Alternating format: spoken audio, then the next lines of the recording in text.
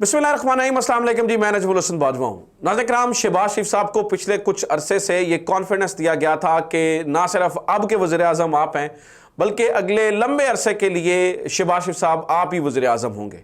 और इनके अंदर ये कॉन्फिडेंस बला का जो है ना वो कूट कूट कर भर दिया गया था। ऑब्वियसली यकीन दहानियाँ, ऑब्वियसली थापड़े शापड़े, ऑब्वियसली बड़ा वो कहा गया होगा कि शहबाज शरीफ साहब आप ही जो है ना वो इस वक्त लीड करेंगे क्योंकि आप ही एक्सेप्टेबल हैं, आप ही इस मुल्क को जो है ना वो अंधेरों से निकालेंगे।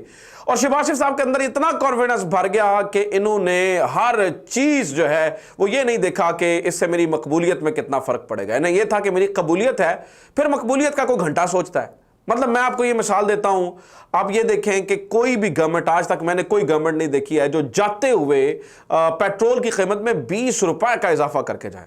यानी अगर आप ये देखें कि इंतजार किया जा सकता था 15 तारीख तक, यानी ये कहा जा सकता था कि निगरान गवर्नमेंट को आने दें, 15 तारीख को आकर वो पेट्रोल की कीमतें, डीजल की कीमतें बढ़ा लें, हमारे ऊपर कम से कम ये वजन ना पड़े जो 20 रुपए की कीमतें बढ़ाकर जा रहे हैं। लेकिन शहबाज शरीफ साहब ने इस बात की परवाह किए बगैर, मतलब कुछ भी सोचे बगैर उन्होंने कहा ठीक है जनाब, बढ़ानी है तो बढ़ाएं, कोई मसला नहीं है, क्योंकि लगता है उनको थापड़ा है, उनको थपकी है, उनको कहा गया कि कोई फर्क नहीं पैंदा, शहबाज शरीफ साहब तुसी वज़ीर आज़म हो, हुण भी ते अगे भी, लिहाजा आपका जो दिल चाहता है वो करें। अब इस कॉन्फिडेंस को आप जिस शख्स में भर दें, आप सोच रहे हैं वो मतलब वो तो फिर हवाओं में ही होगा। लेकिन हमेशा ये कहते हैं ना, बड़े कहते हैं कि पाँव ज़मीन पे ही रहने चाहिए, आंखें आसमान पे होनी चाहिए, निगाहें बुलंद होनी चाहिए, लेकिन पाँव ज़मीन पे ही रहने चाहिए। अगर पाँव ज़मीन पर ना होना तो बंदा बड़ा बुरी तरह से गिरता है। इसी तरह की खबर नाज़रीन किराम मेरे पास मौजूद है। शहबाज शरीफ साहब के साथ हो गया प्रैंक।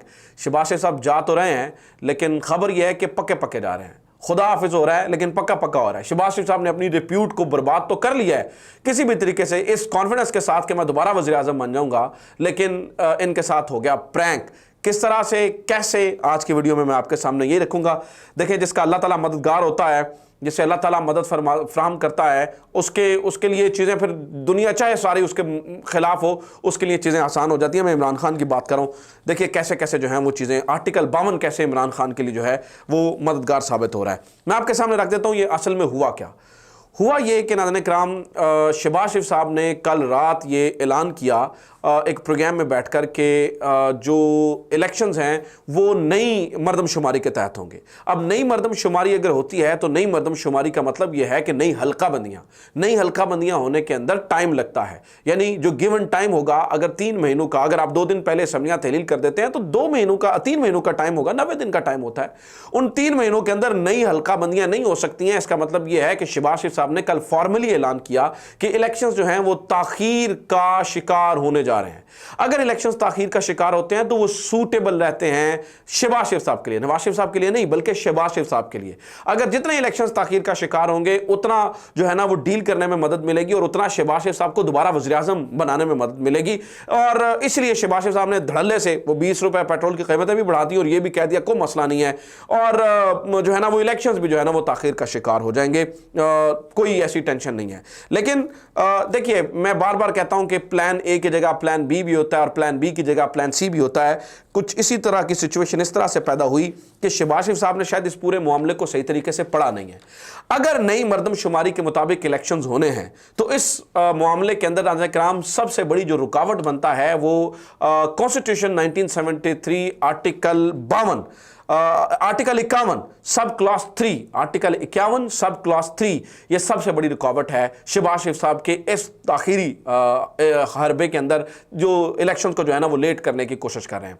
और अगर इलेक्शंस लेट नहीं होते हैं तो शहबाज शरीफ साहब ऑब्वियसली वज़ीर आज़म नहीं बन सकते हैं। उस पर फिर बहुत सारी वजूहात हैं, बहुत सारी चीज़ें हैं, वो अलग किसी वीडियो में डिस्कस किया जा सकता है। अब देखें हुआ क्या है।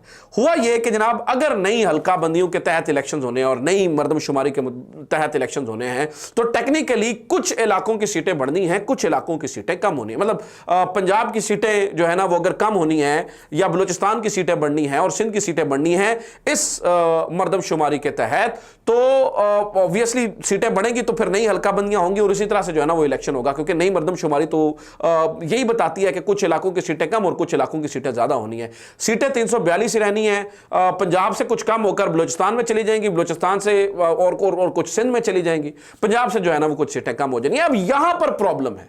यहां पर प्रॉब्लम यह है कि कॉन्स्टिट्यूशन 1973 नाज़रीन इकराम ये कहता है, आर्टिकल उसका 51 ये कहता है, सब क्लॉज 3 कहती है कि अगर आपको किसी भी सूबे की सीटें कम करनी है या बढ़ानी है, कहीं कुछ भी करना है, जो आर्टिकल ने, जो कॉन्स्टिट्यूशन ने एक स्कीम दी हुई है, अगर उस स्कीम को आपने आगे या पीछे करना है या कुछ भी करना है तो उसके लिए आपको 2/3 अक्सरियत की जरूरत है पार्लियामान के अंदर। अगर ये करना चाहते हैं कि पंजाब की सीटें कम करना चाहते हैं तो, और बलूचिस्तान में डालना चाहते हैं, सिंध में डालना चाहते हैं, चलिए ठीक है, अगर उनका हक बनता है तो जरूर जाना चाहिए, लेकिन टाइम ये नहीं है, क्योंकि जब ये सब कुछ हो रहा होगा तो जो असेंबली है उसके अंदर 2/3 अक्सरियत, तो क्या उस वक्त असेंबली मौजूद नहीं होगी, उस वक्त निगरान हुकूमत होगी, और निगरान हुकूमत इस किस्म की मंजूरी नहीं दे सकती है। तो वो जो इलेक्शन ताखीर का जो सबसे बड़ा हरबा आजमाया जा रहा है और जो प्लान किया जा रहा है, उसमें सबसे बड़ी रुकावट यही चीज है कि जनाब उसको जो है वो किया नहीं जा सकता है, उसको उस तरह से जो है ना वो मतलब जो है ना वो इस तरह से प्ले नहीं किया जा सकता है। तो शहबाज शरीफ साहब को तो शायद ये पता नहीं है, लेकिन शहबाज शरीफ साहब की लिए मैं ये अर्ज कर दूं कि जनाब आपके साथ हो गई है गेम, आप कुछ और समझते रहे हैं, लेकिन आपके साथ जो है ना वो कहानी जो है ना वो कुछ और हो गई है। तो शहबाज शरीफ साहब को इस बात का अंदाजा नहीं है, लेकिन नाज़रीन किराम इसी के ऊपर जो मैं आपको बता रहा हूं, पाकिस्तान पीपल्स पार्टी भी बगावत कर रही है।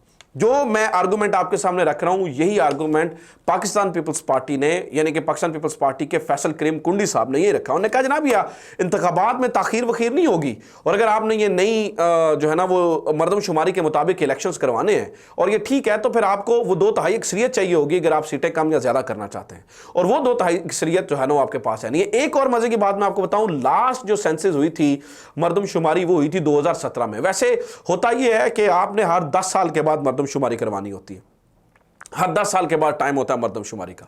2017 में मरदमशुमारी हुई थी, तो फिर होनी तो 2027 में चाहिए थी।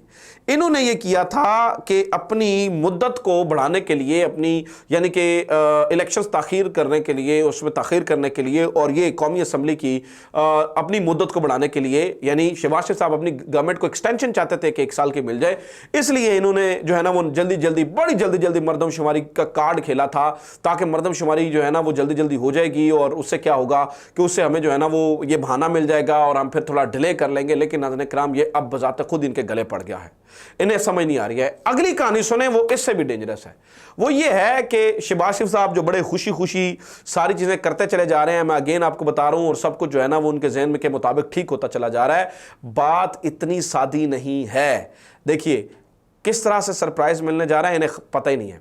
राजा रियाज साहब अब जब नाम देंगे निगरानों के लिए, इन्हें लग पता जाएगा, क्योंकि राजा रियाज साहब जिनने इनकी टिकट लेनी है, यानी कि पाकिस्तान मुस्लिम लीग नून का टिकट लेना है, वो जब आज बैठना है ना शहबाज शरीफ साहब ने, शहबाज शरीफ साहब के तोते उड़ेंगे कि राजा रियाज साहब का ज़हन कहां पे पहुंचा हुआ है। राजा रियाज साहब जो हैं वो अपनी नाम लेकर आएंगे, और उन अपने नामों के अंदर टेक्नोक्रेट्स होंगे, और उन अपने नामों के अंदर इकोनॉमिस्ट होंगे। शहबाज शरीफ चाहते हैं कि कोई पॉलिटिशियन आए, लेकिन राजा रियाज साहब टेक्नोक्रेट्स के साथ आएंगे। अब आप कहेंगे कि राजा रियाज साहब की क्या हैसियत है, वो तो एक रबड़ की स्टैंप है, वो तो कोई अपोजिशन लीडर नहीं है। तो सवाल यह है कि वो रबड़ की स्टैंप किसकी है? क्या वो शहबाज शरीफ की रबड़ की स्टैंप है? नहीं, वो शहबाज शरीफ की रबड़ की स्टैंप नहीं है, वो रबड़ की स्टैंप है नाज़रीन किराम अगलों की। ठीक है, तो इन्हें इस बात का अंदाजा नहीं है शहबाज शरीफ साहब को इनके साथ क्या होने जा रहा है।